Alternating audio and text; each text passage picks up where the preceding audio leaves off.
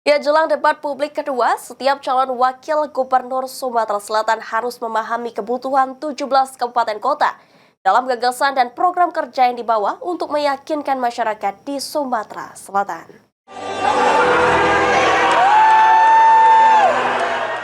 Pengamat politik Sumatera Selatan Ade Indra Chaniago menilai 17 kabupaten kota di Sumatera Selatan memiliki berbagai permasalahan yang berbeda-beda.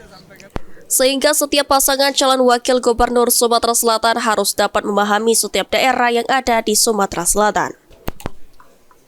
Untuk itu, pada debat publik kedua, setiap calon wakil gubernur harus lebih fokus mengatasi permasalahan yang ada di Sumatera Selatan dengan gagasan yang akan dibawa pada debat kedua, sehingga masyarakat dapat menilai kemampuan setiap calon wakil gubernur untuk memahami kebutuhan dari setiap daerah di Sumatera Selatan. Kan kalau kemarin itu umum di awal ya wajar, dan tentu makin kesini kita berharap lebih fokus karena kan kita mau lihat apa yang akan mereka lakukan terhadap 17 kabupaten kota ini, karena Sumsel tidak punya wilayah, itu satu. Kedua kan kebutuhan tiap wilayah berbeda, ya kan. Nah, sampai sejauh mana sih pemahaman mereka soal itu gitu, ini juga perlu diketahui oleh masyarakat sebelum mereka menentukan pilih. Saya pikir itu.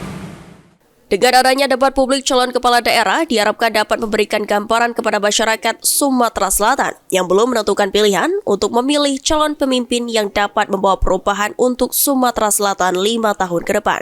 Eki Saputra, PAL TV.